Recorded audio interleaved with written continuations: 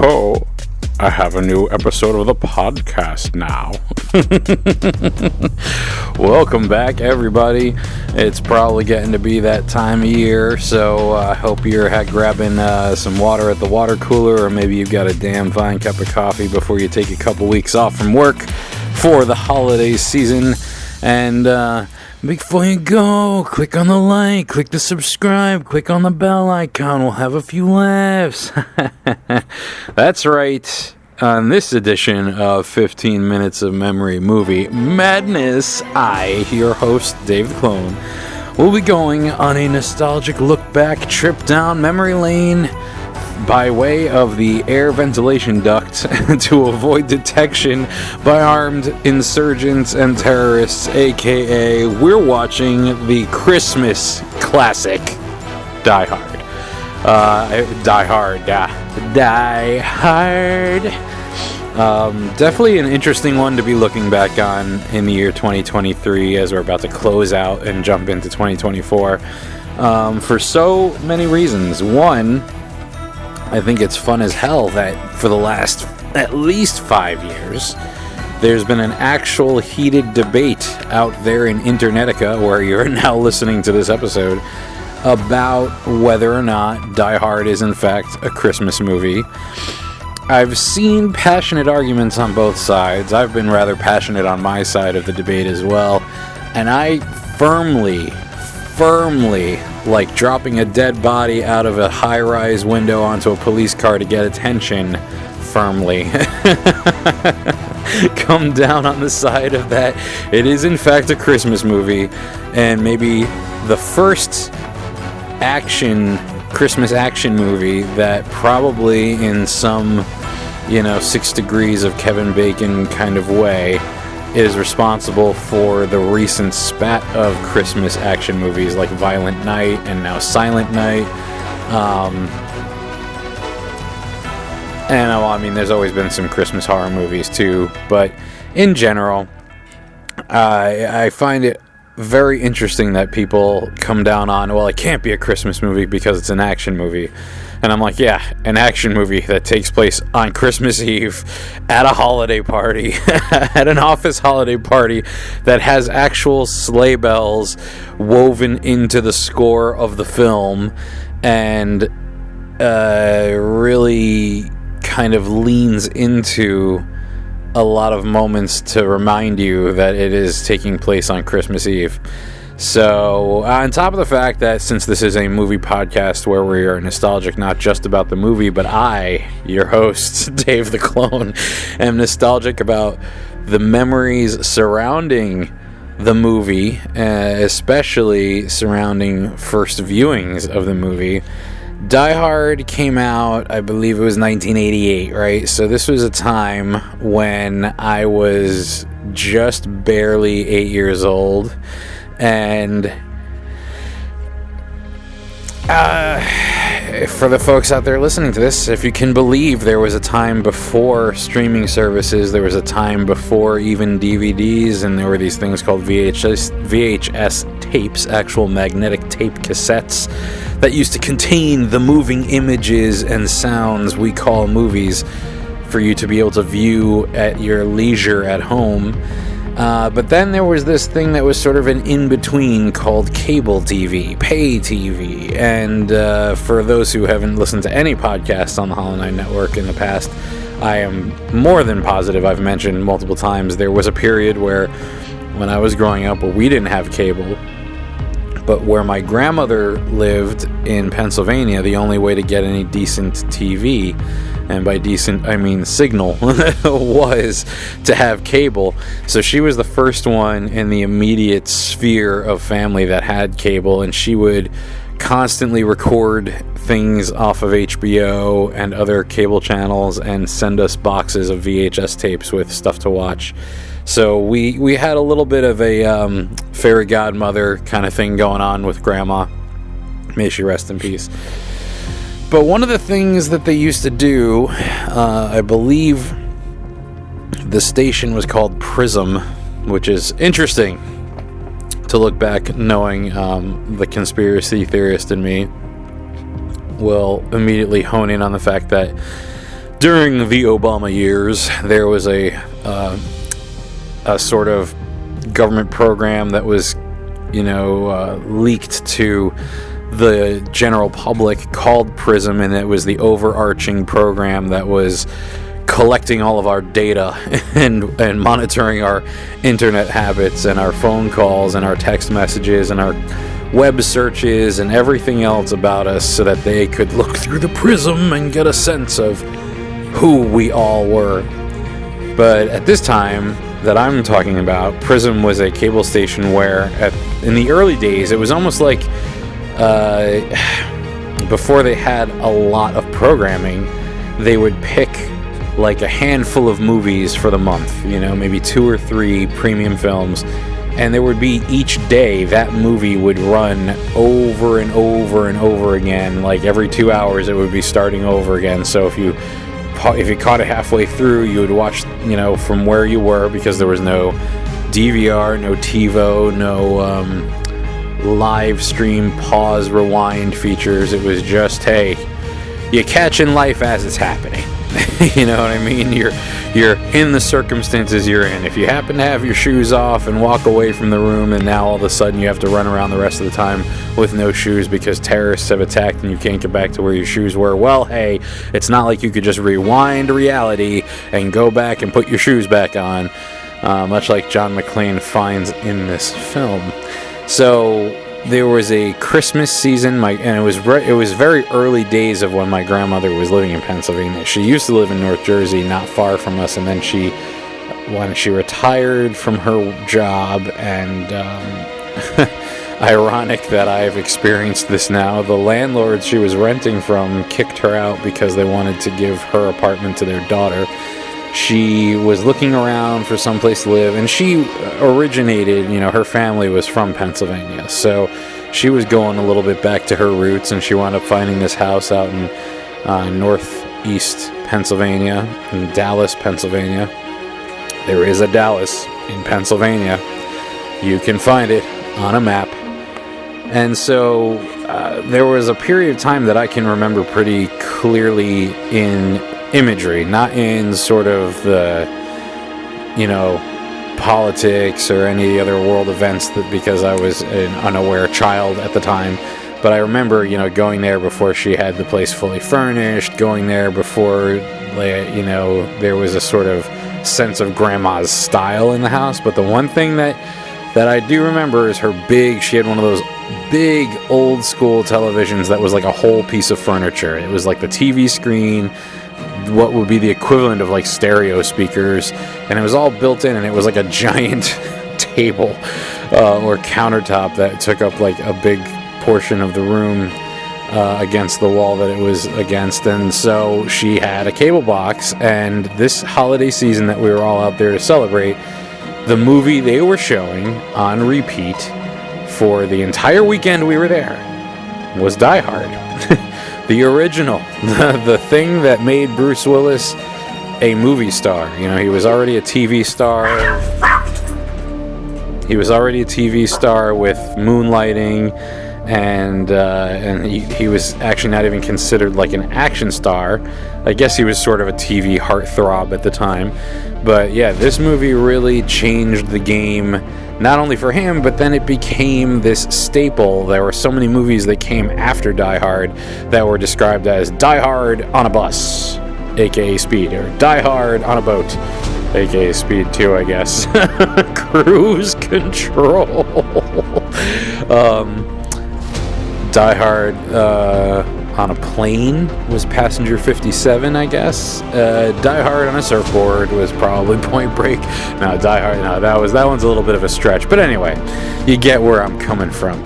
So the whole idea of us as a family, the first time watching sort of like a rated R movie, where it seemed like, and I remember my uncle was visiting my grandma at this time as well, so it was sort of like my mom, my sisters, and I, my dad, this was before my parents got separated, and my uncle, and we're all watching Die Hard. And this is, a testament to my grandma, who I think is, both she and my mom are probably responsible for me being the movie aficionado that I am, because they always had this sort of fascination with movies where, you know, they liked a lot of different types of genres, they liked a lot of different types of films, but my grandmother in particular, she loved, you know, horror movies and sci-fi movies and movies that I feel like growing up, my other friends' grandparents weren't as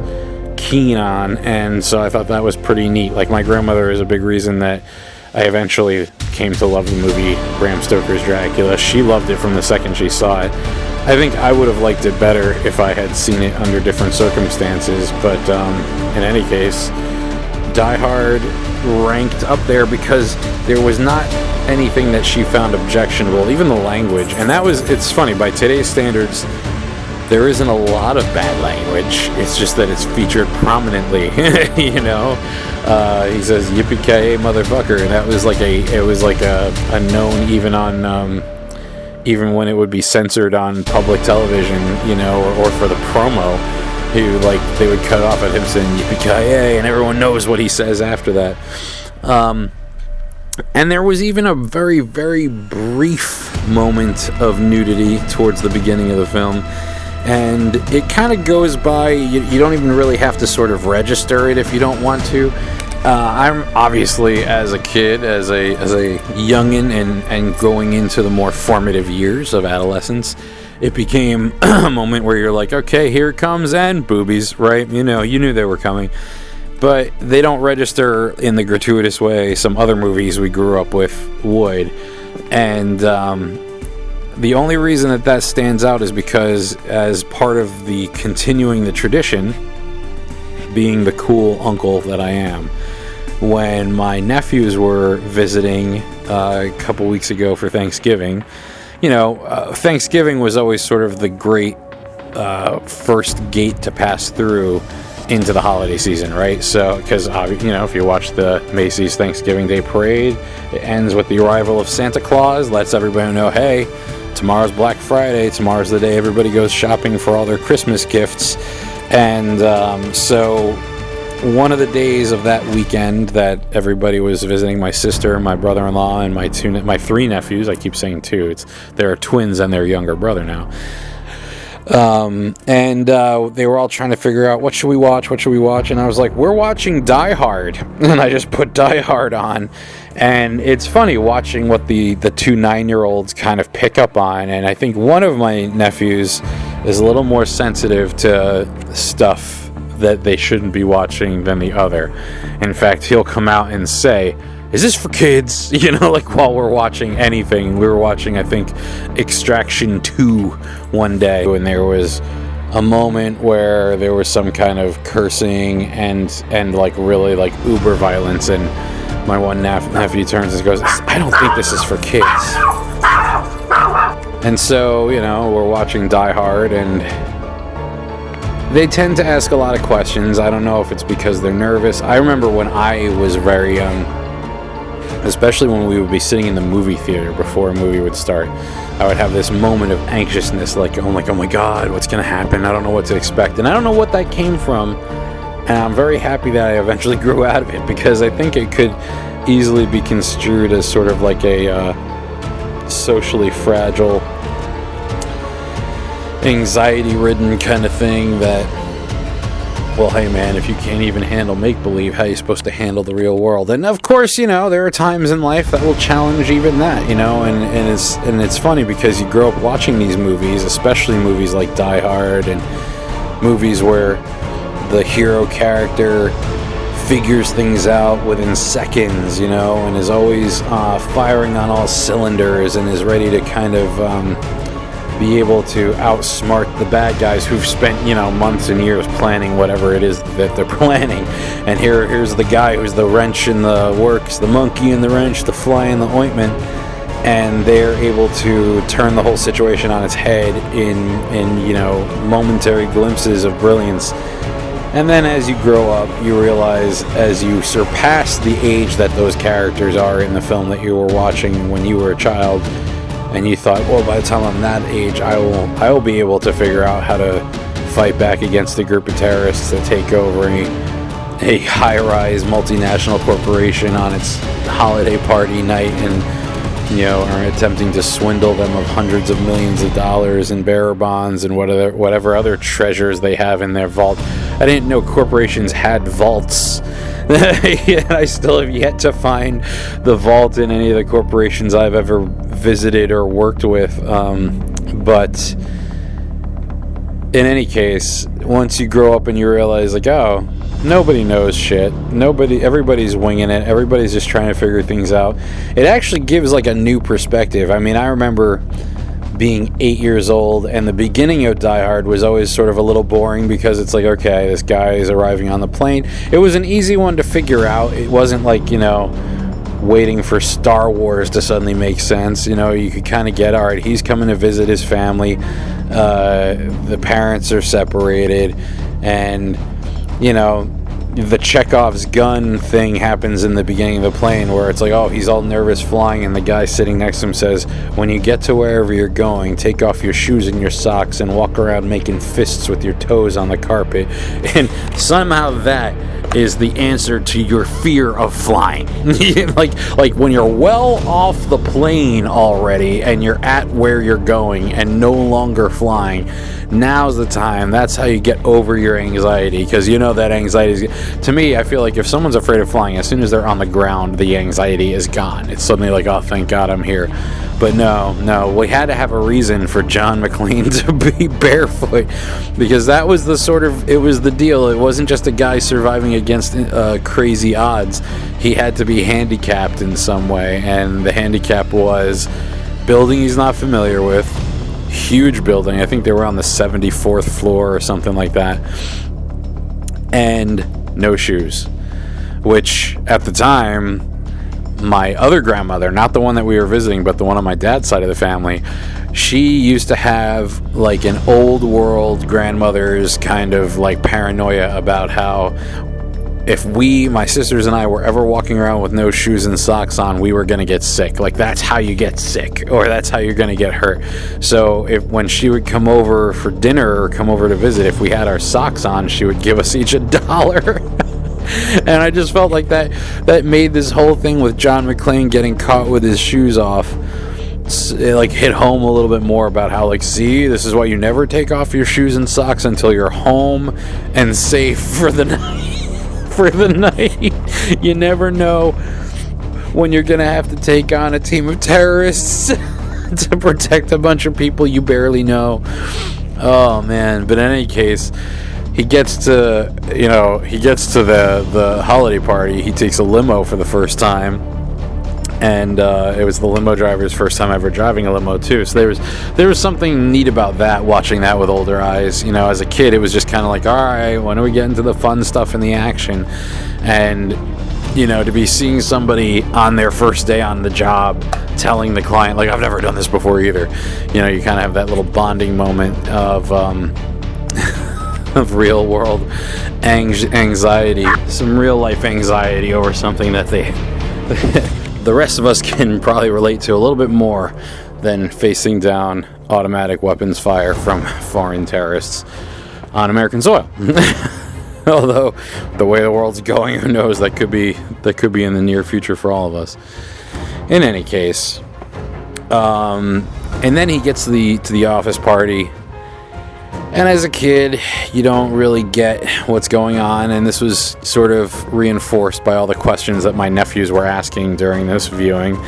But, he's looking up where his wife is. This is like the early days of everything being computerized. He gets to the security desk and goes, just type in who you're visiting, and it'll, tell you if you're on the guest list or whatever. I think he gives his name. The guy says, oh, okay, just type in who you're here to visit, and it'll tell you which elevator to go to.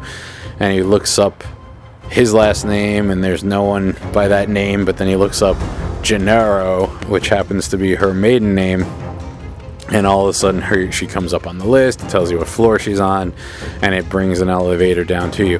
Ironic that they had that, but they didn't make you show photo ID. It was an interesting time before everything pre 9/11 probably makes like no sense to anybody who wasn't born before 9/11. but it will always give me that. I think that's why nostalgia is such a big thing for me across the board these days, is because it's like, man, life was really so tangibly different, you know, and I'm sure some of the ways it's different now contribute to the, you know, why we have anxiety that we have, and how different, you know. I remember even before 9/11 still, you could get into an elevator and you got to choose which floor you were going to. One of the supposed safety measures that they had, at least where I was in New York working, was that you had to type in the floor you were going to, and then the building would tell you which elevator to get in, and you would get in the elevator and there were no buttons on the inside for you to choose a different floor. Somehow this was protecting everybody. I guess whatever works, right? Whatever helps us feel safer. So he gets to the holiday party, and I mean, this is another thing. It was like a full-on catered event. People are like trashed everywhere. There's one guy who's blatantly doing cocaine like all over the place. They walk into her office and he's behind the desk doing cocaine over there. And the boss like doesn't instantly fire the guy because I guess he was a high performer. High performer. And brings in lots of money for the company, kind of like John McClane's wife does. But he does go so he's like, hi, Ellis, this is Holly's husband, Holly's police officer husband.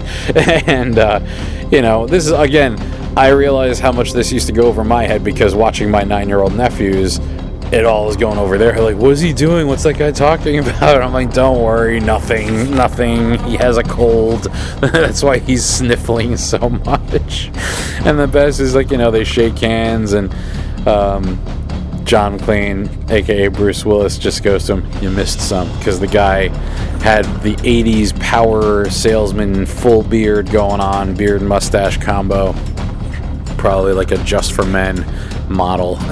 This guy Ellis was also in the Monster Squad as one of the pilots flying the monsters into the area where they would be attacking or doing battle with the Monster Squad.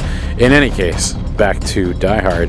So yeah, like there's this whole sort of domestic dispute argument going on. Like at first it's all nice and like kind of seems like what at the time I had no point of reference for as a little kid was this whole,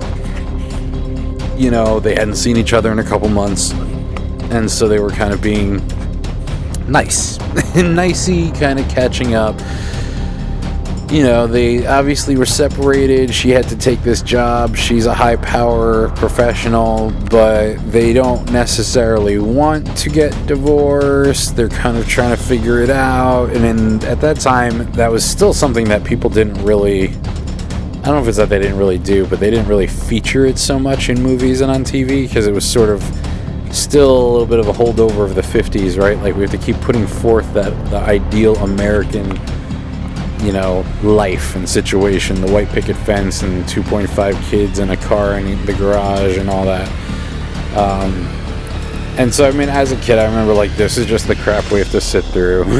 We just have to get through this until the real fun starts. And then a truck pulls into the parking area, and like a whole bunch of people get out. and in the middle is the late, great... Oh man, why am I suddenly blanking on his name? Alan Rickman, who has this sort like air about him as he's in the midst of this big group of guys all sort of piling out of this box truck. In addition to Alan Rickman, there's also Coeur d'Alene, I believe is his name. No, it's not Coeur d'Alene. Who is it? It is... Oh my God, Alexander Goodenough from Money Pit. And these guys are all, taking their strategic positions. There's a couple of guys who take out the security dudes at the front desk and then pose as the security dudes. Then there's a guy who has to go down to the basement and cut all the phone lines. And then once they're all ready, man, they strike. And then it becomes Die Hard, this guy who it's hard for him to die. I remember asking, why do they call it Die Hard? Because he is hard to kill, it's hard for him to die. He is a diehard. He won't give up until he takes care of the whole situation. Multiple times throughout the movie, their like local law enforcement are trying to be like, this isn't your jurisdiction, this isn't your fight, stay out of our way.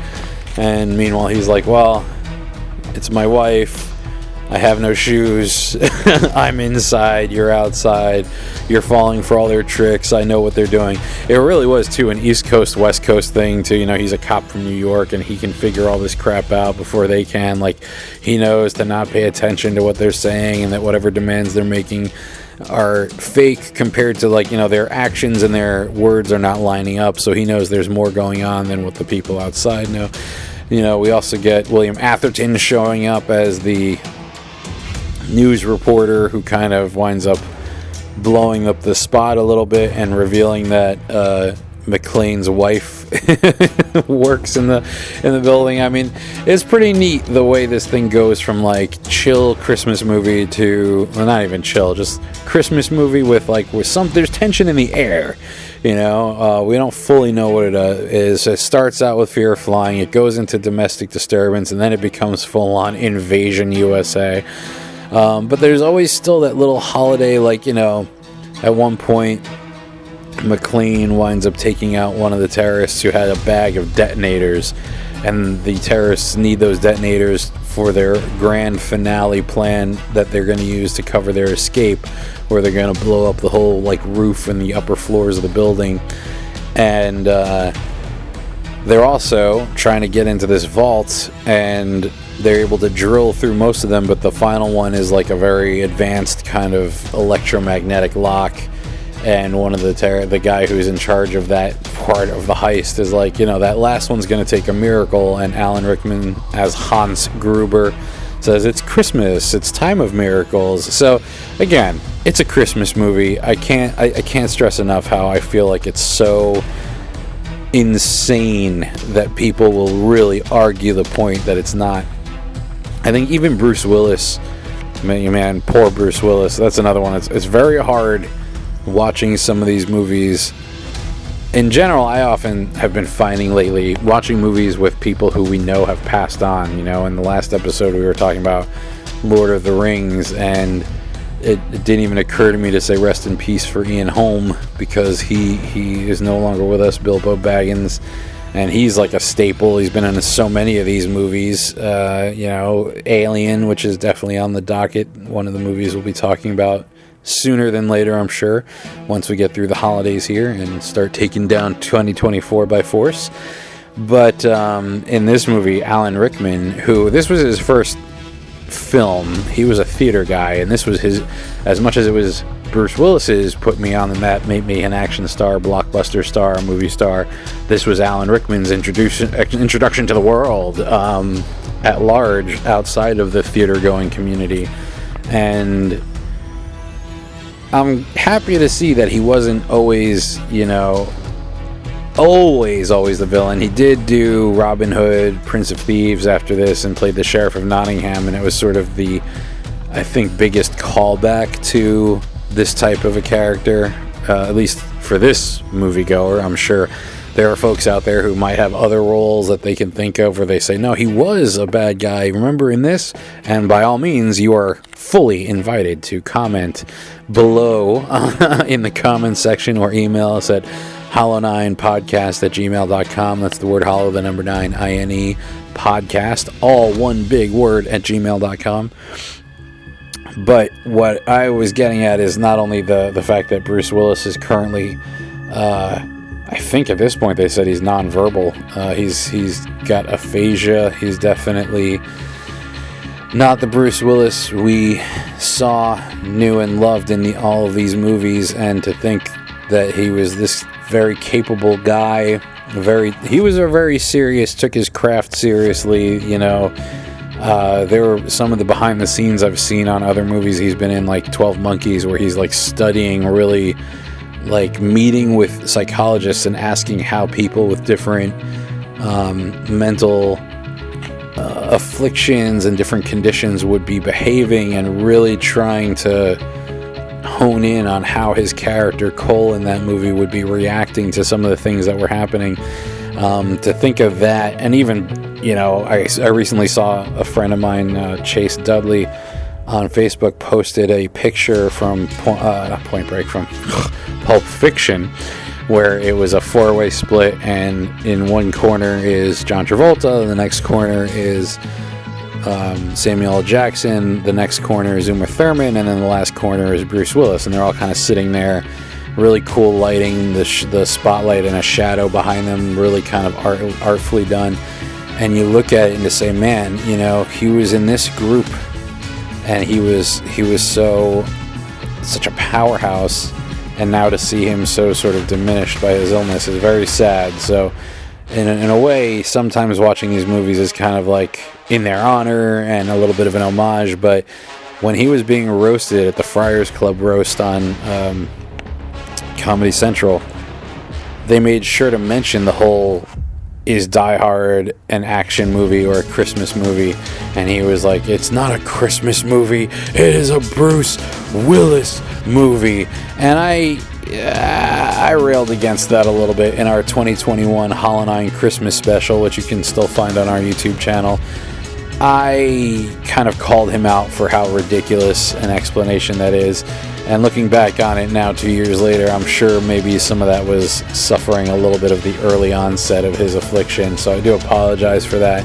But I just refuse. Even Chase Dudley, the person I just mentioned for posting that Pulp Fiction imagery, he falls on it not being a Christmas movie. And from what I understand, somewhere on his Facebook page in history, there was a long, drawn-out debate between himself and a couple other filmmaker friends, and I didn't bother reading it because I don't agree. So that'll be out there, as feel free to weigh in on that one as well. But I mean, I feel like the fact that once jingle bells and sleigh bells are kind of worked into the score of the film, and all the Christmas imagery, I mean, after he kills one of the first terrorists that he kills, when he gets, he takes the guy's machine gun, he takes the guy's cigarettes, and he sends the body down because they're on an upper floor. They make a point in the beginning of the movie, the president of the company says that they still have several floors under construction, but they'll finish that after the holidays. A lot of the action sequences take place on these unfinished floors. And so as sort of like a calling card or a way to let the terrorists know that somebody's here to stop them, he sends the body down in an elevator, sat in a office chair, and he writes on the guy's sweatshirt, "Now I have a machine gun, ho ho ho." You know what I mean? Like, they leaned into the Christmas of this so much. At one point the FBI is there and they want to shut down the power to the building, and the only way to do that is to shut down like an entire city grid, and the city engineer and the deputy chief of police, Dwayne Robinson, another late great actor, oh my god, I need to go to IMDb for this guy's name, stand by, are going, we can't do that, it's Christmas Eve, like I gotta call the mayor, I gotta find out what's going on here, and the FBI are all like, do it, you know what I mean? And so I don't know, I kind of feel like when all of these moments are built into this to remind you it's taking place on Christmas, and then they kind of even lean into it with the music at the end of the movie. Paul Gleason, how did I forget Paul Gleason's name, is Dwayne T. Robinson. We might as well also mention Reginald Vell Johnson as Sergeant Al Powell. So you have a little bit of the partnership you would get in like a Lethal Weapon movie, where it's like the two cops working together, except this is one cop on the inside and the other cop is on the outside, sort of like the only sane person he's in touch with out in the world. Hart Bachner is Ellis. Oh man. And James Shigeta as as Takagi, the president of the company, who gets blown away. Oh my god, that was a tense moment as an 8-year-old watching that, not knowing. This I think set the tempo for these types of films going forward too. Like, when when the bad guys are talking to somebody and they're acting like they're being friendly and the guy is going to help them, they're probably still just going to kill us. They're still going to kill him. and it was, so this is one of the first movies that had those levels of violence. I mean, I guess Predator was up there too, but I feel like I didn't watch Predator before I watched Die Hard. I think at the time I was still a little too scared of monster-y type movies, but regular Earth-based action, non-aliens, non-monsters, I was okay with. In any case, I felt like it would be remiss if we were going into the holiday season and the first one, Lord of the Rings sort of was an accidental because that one came out at Christmas time. Those movies were all December releases going from 2001 to 2002 to 2003. But this one, Die Hard, mostly because I will always remember being that little kid watching it at my grandmother's and then watching my nephews now at the same age or a year older even having the same sort of like moments of like, oh my god, this is intense, this is the first time we're being allowed to watch a movie like this, oh my god. Was pretty cool, and so I like stuff like that. I wonder what it's going to be like to watch Christmas Vacation with them. Maybe I'll have to check back in and let you guys know. In any case, if you like what you heard, if you're digging the show, please, again, click that like and subscribe and smash the bell icon so that you're notified whenever we release new content, because that's how this works now. And we'll be back at the movies. Enjoy your water cooler, water, and damn fine coffee. And we'll see you all again. Bye-bye. You've been listening to the Hollow9ine Network, bringing you the very best in fan-made media. That's the word hollow, the number 9, I-N-E. Find the Hollow9ine Network on Facebook. Follow us on Twitter, Instagram, and Snapchat. Rate and review us on iTunes, Stitcher, Google Play, or wherever you find your podcasts. Email us at hollow9podcast@gmail.com. Leave us your feedback. Join in the conversation and be a part of the action. Join in the fun. Hollow9ine.